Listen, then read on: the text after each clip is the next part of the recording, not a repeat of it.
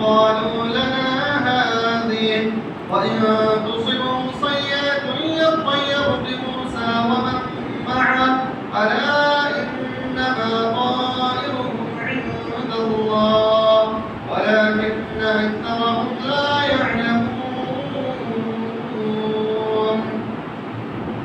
رب اشرح لي صدري ويسر لي أمري واحلل عقدة من لساني يفقهوا قولي رب زدني علما اللهم رب زدني علما اللهم رب زدني علما. تمام قسم کی تعریفات توصیفات کبریائی بڑائی بزرگی اس اللہ وحدہ لا شریک خالق کائنات مالک ارض و سما کے لیے لائق و زیبہ ہیں، جنہوں نے ہم تمام بنی نوعی انسانیت کو اشرف المخلوقات بنایا، سوچنے سمجھنے غور و فکر کرنے کی قوت طاقت عنایت فرمائی. بعدہ لاکھوں کروڑوں درود و سلام ہو تمام انبیاء علیہ السلام پر، خصوصاً آخری نبی تاجدار مدنی جناب محمد اکرم صلی اللہ علیہ وسلم پر. اللہم صلی علیہ اللہم بارک علیہ. محترم سامعین کرام، حاضرین جمعہ، اللہ رب العالمین کا لاکھ لاکھ شکر و احسان ہے کہ باری تعالیٰ نے ہم تمام مومنین بھائیوں کو اور تمام مومنات بہنوں کو جمعہ کی اذان سے قبل از قبل جامع مسجد میں پہنچنے اور خطبہ مسنونہ سے پہلے اپنی حاضری پیش کرنے کی توفیق عنایت فرمائی ہے. الہ العالمین ہم تمام لوگوں کو اسی طریقے سے نیکیاں کرنے میں سبقت لے جانے اور ہماری عبادتوں کو قبول فرمانے کی توفیق عنایت فرمائے. آمین یا رب العالمین. محترم سامعین کرام، قرآن کریم کی ایک آیت کریمہ آپ کے سامنے ہم نے تلاوت کی ہے، جس آیت کریمہ کی مناسبت سے شر اور خیر کے پہلو پر گفتگو ہوں گی. یہ محرم الحرام کا مہینہ چل رہا ہے اور غالباً آخری وقت ہے، ایک دو دن شاید کے بچے ہوں. اس کے بعد جو مہینہ شروع ہوتا ہے سفر کا، اس مہینے کے حوالے سے پرانے زمانے سے یعنی زمانے جاہلیت سے ایک غلط فہمی لوگوں کے اندر چلی آ رہی ہے جو اب تک باقی ہے، اور لوگ اس چیز کو جاننے سمجھنے کے باوجود بھی چھوڑنے کو تیار نہیں ہوتے.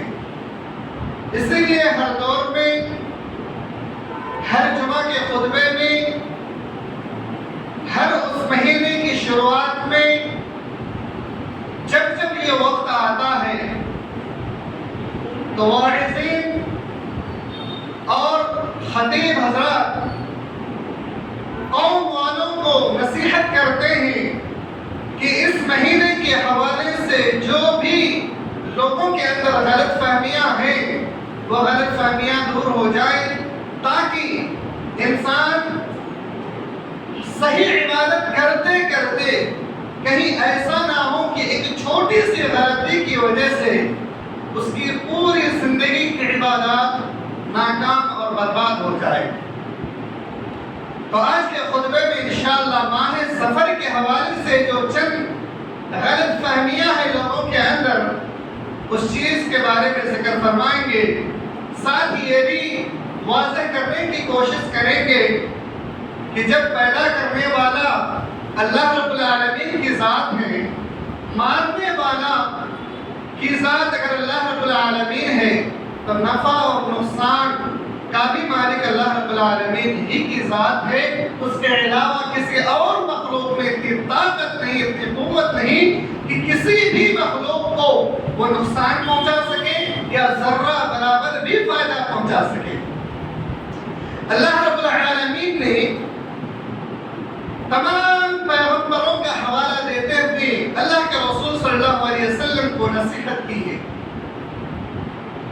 کہ جتنے بھی پیغمبران کو ہم نے بھیجا وہ خود اپنے ذات کا مالک نہیں تھے، نہ تو نفع و نقصان کا مالک تھے اور نہ تو موت و حیات کے مالک تھے، و نقصان کے مالک ہے اور نہ تو موت و حیات کے مالک ہے۔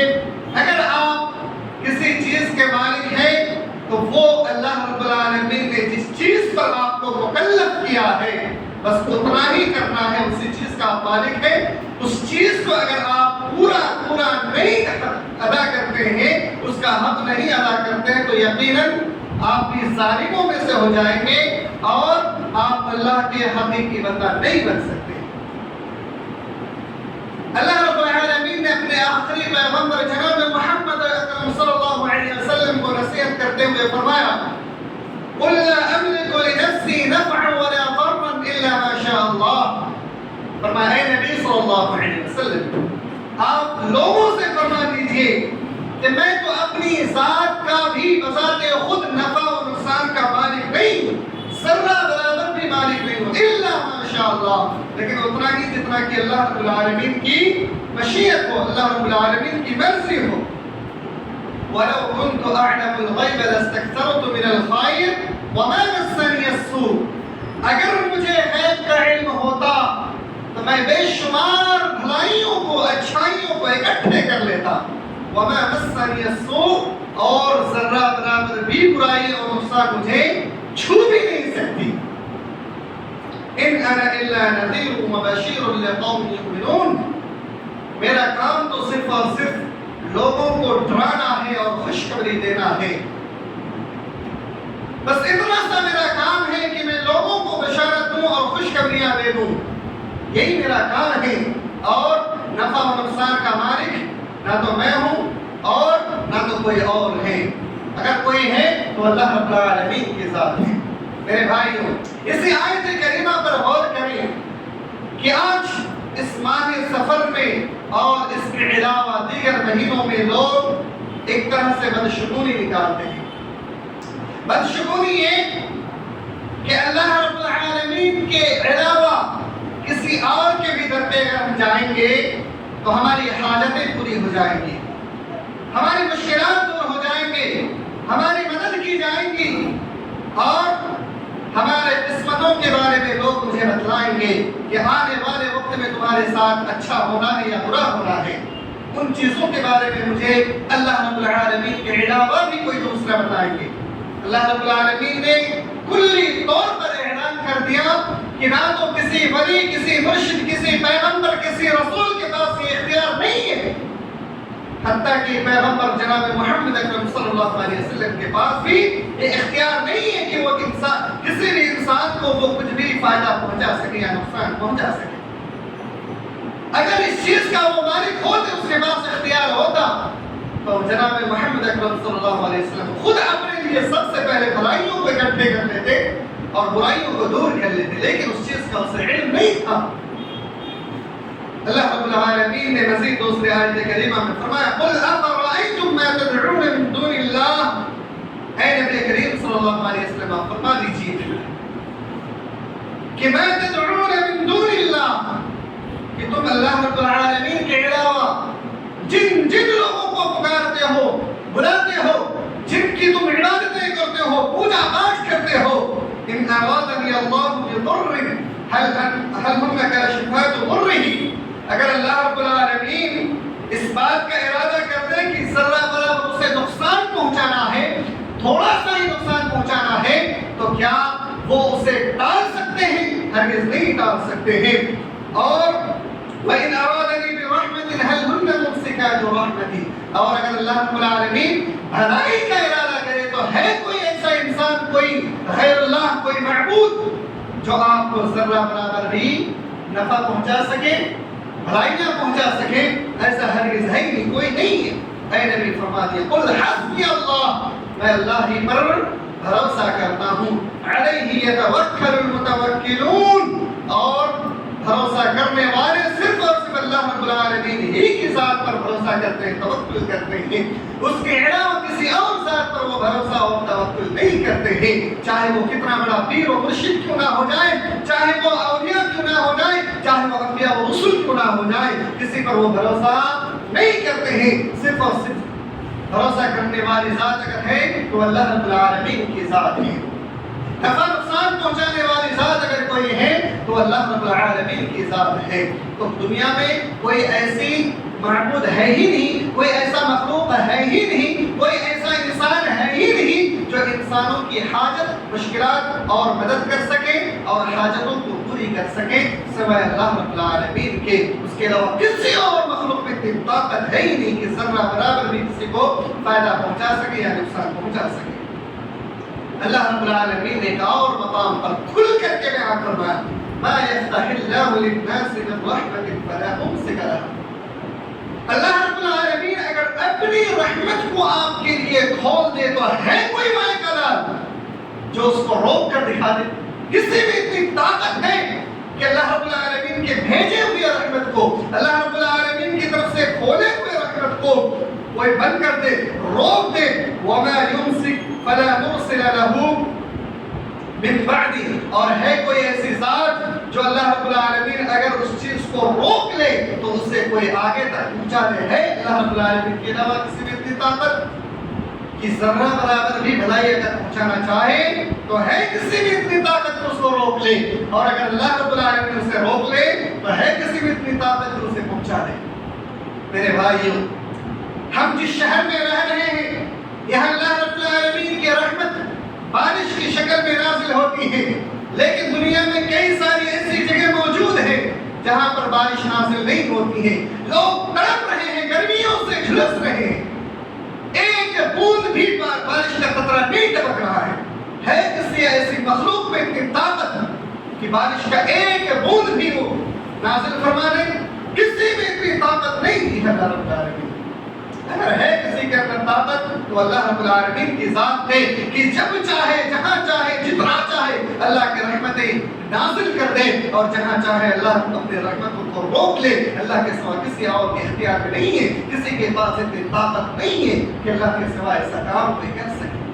میرے بھائی, اسی طریقے سے اللہ رب العالمین جو لوگ اللہ کے سوا کسی اور سے بھی مدد طلب کرتے ہیں اس کے حوالے سے ایک بڑی آیت کریمہ نازل فرمائی, اور اللہ کے رسول صلی اللہ علیہ وسلم کی زبان ارشاد فرمایا کہ وَلَا أَخَافُ مَا تُشْرِكُونَ بِهِ إِلَّا أَن يَشَاءَ رَبِّي شَيْئًا وَسِعَ رَبِّي كُلَّ شَيْءٍ عِلْمًا. فرمایا کہ میں ہرگز نہیں ڈرتا مَا تُشْرِكُونَ بِهِ اس چیز سے جسے تم اللہ کے ساتھ شریک ٹھہراتے ہو. میں اس سے ہرگز نہیں ڈرتا الا ان یشاء ربی, مگر اسی چیز پر میں اتنا ہی ڈرتا ہوں جتنا کہ اللہ رب العالمین نے اپنے آپ سے, اللہ رب العالمین کے ذات سے ڈرنے کا مجھے حکم دیا ہے. وَكَيْفَ أَخَافُ مَا أَشْرَكْتُمْ, اور فرمایا میں کیسے ایسے لوگوں سے, ایسے معبودوں سے میں ڈروں جسے تم اللہ کا شریک ٹھہراتے ہو. حالانکہ ہونا تو یہ چاہیے وَلَا تَخَافُونَ أَنَّكُمْ أَشْرَكْتُمْ بِاللَّهِ کہ تم اللہ کا شریک جسے ٹھہراتے ہو تم اس سے ڈرو, اس اللہ رب العالمین کی ذات سے ڈرو جس اللہ رب العالمین کے ذات کے ساتھ تم لوگوں کو شریک ٹھہراتے ہو, یعنی اس کے الہ ہونے کے برابر تم شریک ٹھہراتے ہو. یہ بھی ہمیں نفع و نقصان کا مالک ہے اور اللہ رب العالمین بھی ہمارا نفع و نقصان کا مالک ہے. اس چیز سے تم ڈرو. تو انسان کو ڈرنے کا حکم دیا گیا ہے کہ تم اس چیز سے ڈرو جو اللہ رب العالمین کا شریک ٹھہراتے ہو اللہ رب العالمین سے. کہ میں اللہ کے پاس جا کر کے کیسے میں منہ دکھاؤں, کیسے اللہ رب العالمین کے سامنے حاضر ہو جاؤں کہ اللہ تیرے سوا جب کوئی ایسا مالک تھا ہی نہیں, تیرے سوا جب کوئی نفع و نقصان کا مالک تھا ہی نہیں, تیرے سوا موت و حیات کا کوئی مالک تھا ہی نہیں, تو پھر میں کیسے کسی اور کے در پہ اپنا سر کو جھکایا, کیسے میں اس سے مانگا. اس چیز سے حیا کرو, ڈرو, شرم کرو اور اللہ رب العالمین کی طرف رجوع کرو. میرے بھائیوں, شرم و حیا کے حوالے سے میں ایک بات بتا دوں. انسان کے پیچھے جب شیطان لگ جاتا ہے, انسان کے پیچھے جب شیطان لگ جاتا ہے تو شیطان اس کی شرم و حیا کی سب سے اہم چیز جو لباس ہے اسے بھی اتار دیتا ہے اس کے جسم سے. قرآن کریم کے اندر اللہ رب العالمین نے تمام بنی آدم کو فرمایا, اے بنی آدم, یا بنی آدم لا یفتننکم الشیطان, اے بنی آدم شیطان کے فتنے سے بچو, شیطان کے چنگل سے بچو. کیوں؟ کیونکہ تمہارے باپ حضرت آدم علیہ السلام کے جسم سے لباس کو اتارنے والا اگر کوئی ہے تو یہ شیطان ہے۔ شرم و حیا کی سب سے پہلی سیڑھی جو ہے وہ لباس ہے، اس لباس کو اتارنے والا اگر کوئی ہے تو یہ شیطان ہے۔ اس شیطان کے چکر میں پڑ کر کے تم بھی اپنی شرم و حیا کو نہ کھو بیٹھو اور اپنے جسم کے لباس کو نہ اتارو۔ وما جعل الشیاطین الا فتنة للذین کفروا وهم لا یؤمنون۔ جو شیطان کے پیروکار ہوتے ہیں، جو شیطان کے پیروکار ہوتے ہیں، وہی لوگ ہی ایمان نہیں لاتے ہیں، یعنی مومنین شیطان کے پیروکار نہیں ہوتے ہیں اور اس کے نقش قدم پر چل کر کے غیر اللہ کی عبادتیں نہیں کرتا، اس کے نقش قدم پر چل کر کے اپنا ایمان کو نہیں ختم کرتا۔ اس لیے میرے بھائیوں، شیطان کے نقش قدم پر چلنے سے پرہیز کریں اور ایک اللہ رب العالمین کی ذات پر بھروسہ کریں اور اسی سے مدد مانگیں، اسی پر توکل کرتے ہوئے اپنی زندگی کو گزاریں، چاہے آپ کو کتنا ہی نفع کیوں نہ ہو، کتنا ہی نقصان کیوں نہ ہو، لیکن بھروسہ اگر ہو تو اللہ رب العالمین کی ذات پر ہو، اس کے علاوہ کسی اور کی ذات پر نہ ہو۔ اللہ رب العالمین نے مزید ارشاد فرمایا قل لن يصيبنا الا ما كتب الله لنا ومولانا وعلى الله فليتوكل المؤمنون۔ اے پیارے نبی جناب محمد صلی اللہ علیہ وسلم، آپ فرما دیجئے کہ مجھے ہرگز نقصان پہنچ ہی نہیں سکتا، قل لن يصيبنا الا ما كتب الله لنا، لیکن اتنا ہی مجھے نقصان پہنچ سکتا جتنا کہ اللہ نے میرے مقدر میں لکھ دیا ہے۔ اور اللہ رب العالمین ہی کے ساتھ میرا مولا ہے، میرا ولی ہے، میرا مددگار ہے، میرا کارساز ہے، میرا مالک ہے، میرا خالق ہے۔ اللہ رب العالمین کے سوا میرا کوئی مددگار، میرا کوئی مولا نہیں ہے۔ وہ مولانا وعلی اللہ فلیتوکل المؤمنون، اور اللہ رب العالمین پر مومنین ہی بھروسہ کرتے ہیں، اس کے علاوہ کسی اور کی طرف پر اپنا ہاتھ نہیں پھیلاتے ہیں۔ میرے بھائیوں، تو اگر ہم پر کوئی احسان ہوتا ہے یا کوئی برائی ہم تک پہنچتی ہے تو اللہ رب العالمین کی ذات پر بھروسہ کرنا ہوگا کہ مجھ پر جو کچھ بھی ہوا ہے یہ اللہ رب العالمین کی ذات سے ہے، چاہے نفع ہو یا نقصان ہو، اور اپنے گناہوں پر شرمندہ کریں۔ اگر کوئی نقصان پہنچتا ہے تو اس پر بھی شرمندہ کریں کہ ہو سکتا مجھ سے کوئی غلطی ہوئی ہو، کوئی خطا ہوئی ہو جس کی وجہ سے اللہ رب العالمین مجھے آزما رہے ہو، اور پھر اللہ رب العالمین پر بھروسہ کرنا نہ چھوڑیں اور اللہ رب العالمین کی عبادت کرتے رہیں۔ میرے بھائیوں، اللہ کے رسول صلی اللہ علیہ وسلم ارشاد فرماتے ہیں کہ وَاعْلَمْ أَنَّ الْأُمَّةَ لو اجتمعت على أن ينفعوك بشيء لم ينفعوك إلا بشيء قد كتب الله لك۔ اللہ کے رسول صلی اللہ علیہ وسلم فرماتے ہیں کہ اے لوگوں سن لو، اگر پوری امت، پوری دنیا والے اگر مل کر کے تمہیں ذرہ برابر بھی نقصان پہنچانا چاہیں تو سن لو، تمہیں کوئی نقصان نہیں پہنچا سکتا الا یہ کہ جتنا اللہ رب العالمین نے تمہارے مقدر میں لکھ دیا ہے۔ وَلَوْ اجْتَمَعَتْ عَلَىٰ أَن يَضُرُّوكَ بِشَيْءٍ لَمْ يَضُرُّوكَ إِلَّا بِشَيْءٍ قَدْ كَتَبَ اللَّهُ لَكَ۔ اور اللہ رب العالمین تمہارے مقدر میں جتنا نقصان لکھ رکھا ہے اتنا ہی تمہیں نقصان پہنچا سکتا ہے دنیا والے، اور کوئی نہیں پہنچا سکتا، اور جتنا فائدہ اللہ رب العالمین نے تمہارے مقدر میں لکھ رکھا ہے اتنا ہی تمہیں پہنچ سکتا۔ پوری دنیا والے مل کر کے اگر تمہیں فائدہ پہنچانا چاہے تو ذرہ برابر بھی فائدہ نہیں پہنچا سکتا، یعنی فائدہ بھی نہیں پہنچا سکتا اور نقصان بھی نہیں پہنچا سکتا الا یہ کہ اللہ رب العالمین نے تمہارے مقدر میں جتنا لکھ رکھا ہو اتنا ہی ہونا ہے، اس سے زیادہ نہیں ہونا ہے۔ اس بات پر ہر انسان کو ایمان رکھنا چاہیے اور اللہ پر بھروسہ کرنا چاہیے۔ میرے بھائیوں، تو سفر کے مہینے کے حوالے سے سب سے بڑی بات جو ہمارا آپ غلط فہمی میں ہے وہ یہ کہ اللہ کے رسول صلی اللہ علیہ وسلم نے فرمایا کہ لا عدو ولا قیام ولا سفرا، ہم اس مہینے میں بدشگونی نکالتے ہیں۔ بدشگونی یہ کہ اس مہینے میں سفر کرنا مناسب نہیں ہے، اس مہینے میں شادی کرنا درست نہیں ہے، اس مہینے میں اچھائیاں کرنا درست نہیں ہے، اس مہینے کو منحوس سمجھتے ہیں، یعنی اس مہینے میں اچھائی کریں گے تو وہ ہمارے لیے برا ہو جائے گا۔ یہ لوگوں کا عقیدہ زمانے جاہلیت میں تھا اور آج بھی یہ عقیدہ لوگوں کے اندر پایا جاتا ہے، اور اسی طریقے سے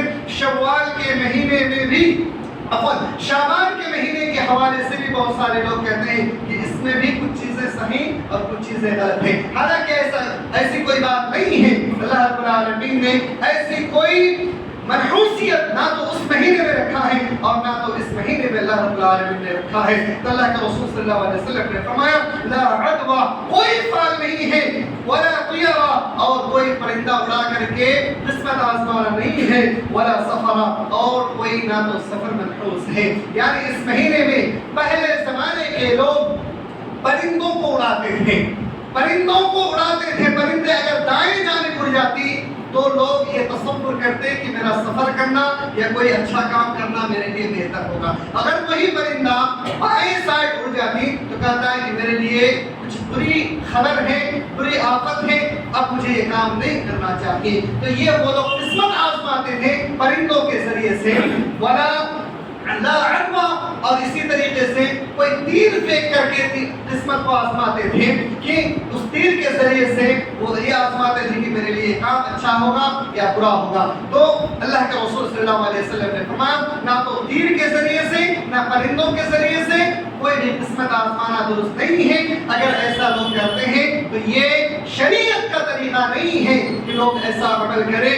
اور ساتھ ہی ساتھ اللہ کے رسول صلی اللہ علیہ وسلم نے یہ بھی وعید سنا دی کہ اگر کوئی شخص ایسا عمل کرتا ہے کہ وہ شخص اگر ایسا عمل کرتا ہے کہ تیر آزمانے سے یا پرندوں کو اڑانے سے یا سفر کے مہینے کو منحوس سمجھنے سے اس کے لیے کوئی اچھائی یا برائی ہو جائے گی تو اس کے لیے وعید ہے. یہ وعید یہ کہ اللہ کے رسول صلی اللہ علیہ وسلم نے فرمایا کہ لیس منا من تطیر او تطیر له. اللہ کے رسول صلی اللہ علیہ وسلم نے فرمایا کہ وہ شخص ہم میں سے ہے ہی نہیں، وہ شخص ہم میں سے ہے ہی نہیں جو شخص پرندوں کو اڑائے یا جس کے لیے پرندہ اڑایا جائے وہ شخص ہم میں سے ہے ہی نہیں. اور تکہنا اور تکہنا له اور جو شخص کاہن کے پاس جائے یا کاہن سے اپنی قسمتوں کو آزمائش کروائے کہ میرے لیے کیا بہتر ہوگا، میرے گھر بیٹا پیدا ہوگا یا بیٹی پیدا ہوگی، میرا سفر کرنا صحیح ہوگا یا غلط ہوگا، کل ہو کر کے میرے ساتھ بہتر ہوگا یا برا ہوگا.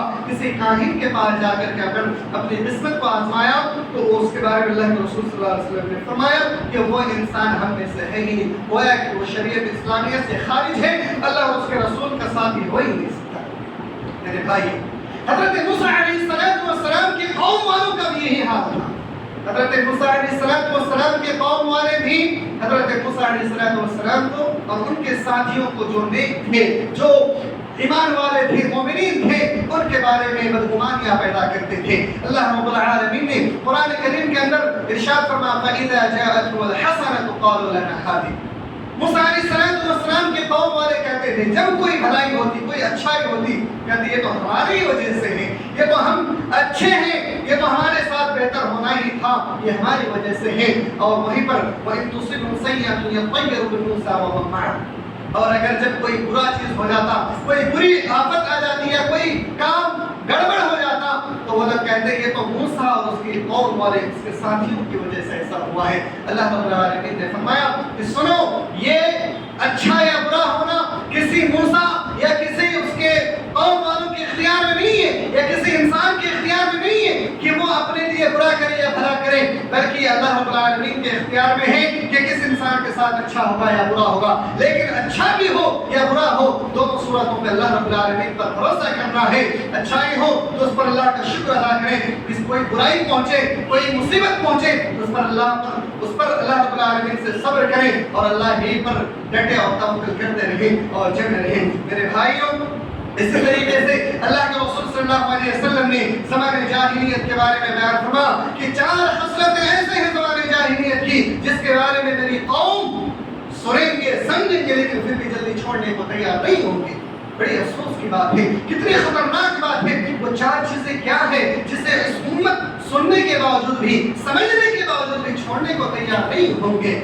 بڑی حیرانی ہوئی صحابہ کرام کو. اللہ کے رسول صلی اللہ علیہ وسلم نے فرمایا کہ وہ 4 چیزیں کیا ہیں. سب سے پہلے اللہ کے رسول صلی اللہ علیہ وسلم نے ارشاد فرمایا ان 4 چیزوں میں سے سب سے پہلی چیز الفخر فی الاحساب. سب سے پہلی چیز ہے کہ اپنے خاندان میں، اپنے آل اولاد میں اس میں فخر کرنا کہ میرا خاندان بڑا ہے، میرا آل اولاد بڑا ہے، میں تو فلاں قبیلے سے ہوں. اس چیز پر فخر کرنا اور لوگوں کو نیچا دکھانا کہ فلاں شخص نیچا ہے، حقیر ہے اور اس سے میں بہتر ہوں. اس چیز کو میری قوم جاننے سمجھنے کے باوجود بھی چھوڑنے کو تیار نہیں.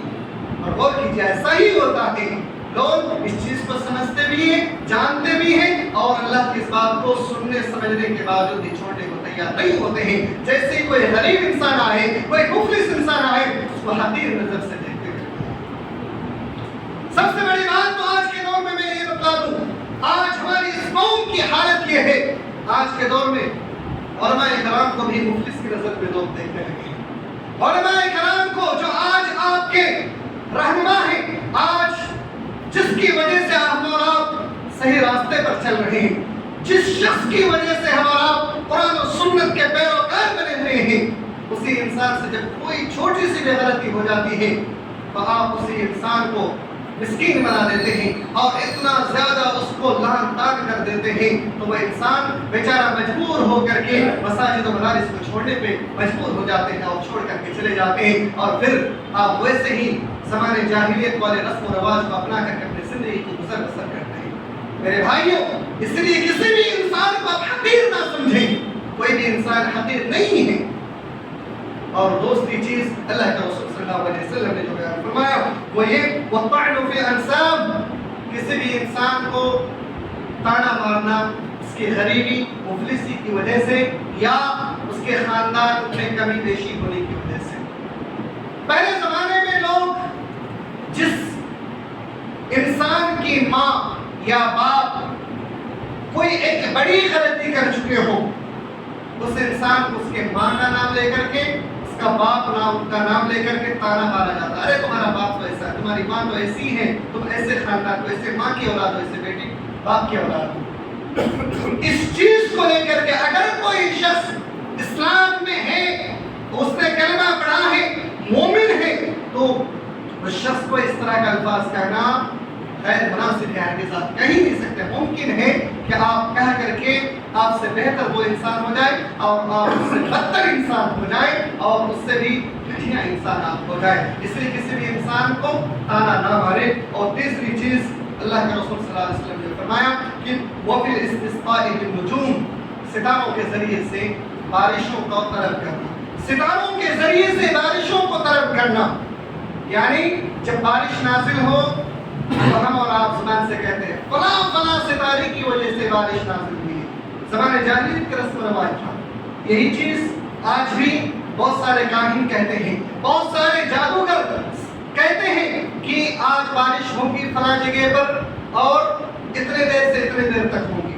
یہ تو ہمارا جو دور ہے، یہ ٹیکنالوجی کا دور ہے کہ کچھ مشینوں کے ذریعے سے ایک اندازہ لگا کر کے کہا جاتا ہے، یہ کہانت میں سے نہیں ہے، لیکن بغیر کسی تحقیق کے گھر میں بیٹھے بیٹھے صرف آپ نے اپنا ذہن لگایا اور آپ نے کوئی آثار بھی نہیں دیکھا، بغیر کچھ آثار کے، بغیر کسی تحقیق کے آپ نے کہہ دیا کہ فلاں علاقے میں بارش ہونی ہے، فلاں علاقے میں کچھ برا ہونا ہے۔ اگر بغیر تحقیق کے، بغیر کسی جانچ پڑتال کے آپ نے کہہ دی تو یہی کہانت ہے، اور یہ چیز آج بھی اس امت میں پائی جاتی ہے۔ مثال کے طور پہ بہت سارے لوگ اپنے ہاتھوں کو لے کر کے جاتے ہیں اور قسمتیں آزماتے ہیں کہ دیکھ لو میرا ہاتھ، میرے مقدر میں بیٹا ہے یا بیٹی ہے۔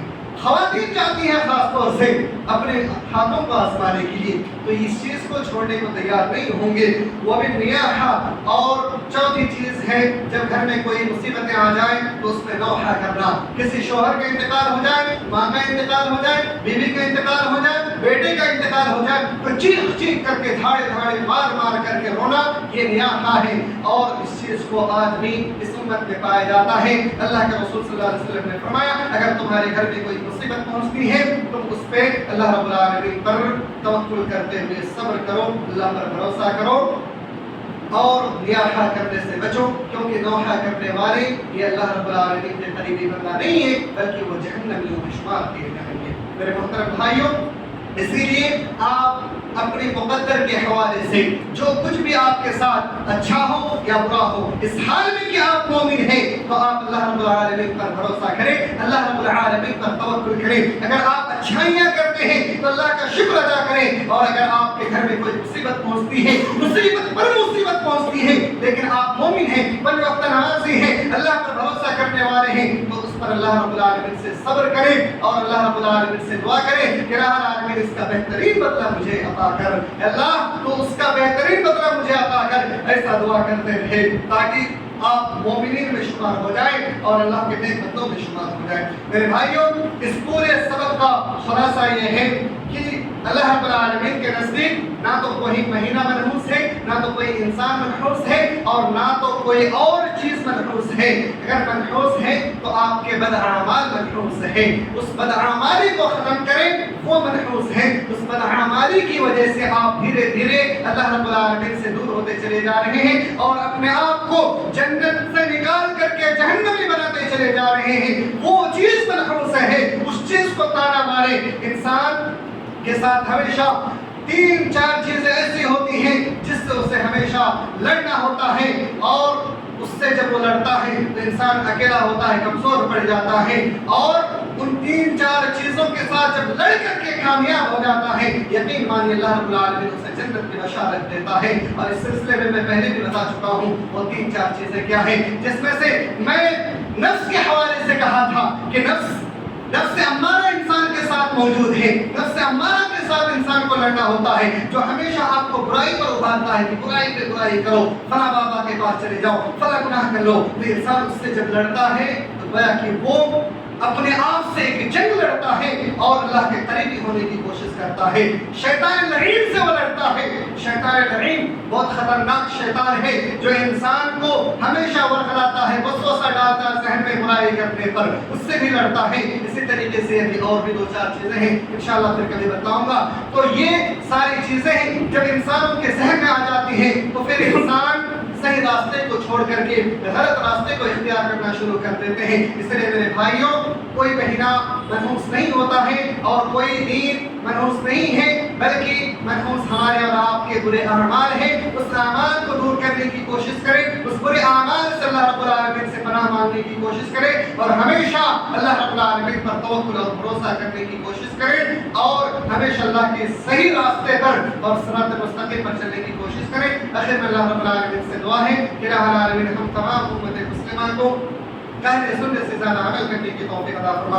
الہ العالمین ہمیں بدعات و خرافات سے محفوظ رکھ۔ یا اللہ، اس خطبہ مسنونہ میں اگر کوئی چوک ہو، یا اللہ اس کو معاف فرما۔ یا اللہ، ہم سب تیرے دربار میں بیٹھے ہیں، اللہ صرف تیری بخشش کے خاطر۔ یا اللہ، ہم تمام لوگوں کی بخشش فرما۔ یا اللہ، جن مقامات پر، جن علاقے میں لوگ بارشوں سے محروم ہیں، اللہ تیری رحمت سے محروم ہیں، یا اللہ ان تمام لوگوں کو بھی اپنی رحمت سے سرفراز فرما۔ یا اللہ، انہیں بھی اپنی رحمتوں سے منور فرما۔ الہ العالمین ہمارے خطاؤں کو معاف فرما۔ یا اللہ، ہمارے جو آبا و اجداد اس دار فانی سے کوچ کر گئے ہیں، یا اللہ جو مومنین آبا و اجداد اس دار فانی سے کوچ کر گئے ہیں، یا اللہ ان کی گناہوں کو معاف فرما کر کے ان کی قبروں کو نور سے منور کر دے، ان کے لیے جنت الفردوس میں اعلیٰ مقام بنا۔ یا اللہ، ہمارا بھی خاتمہ بالخیر ہو۔ آمین، تقبل یا رب العالمین، وآخر دعوانا الحمد للہ رب العالمین۔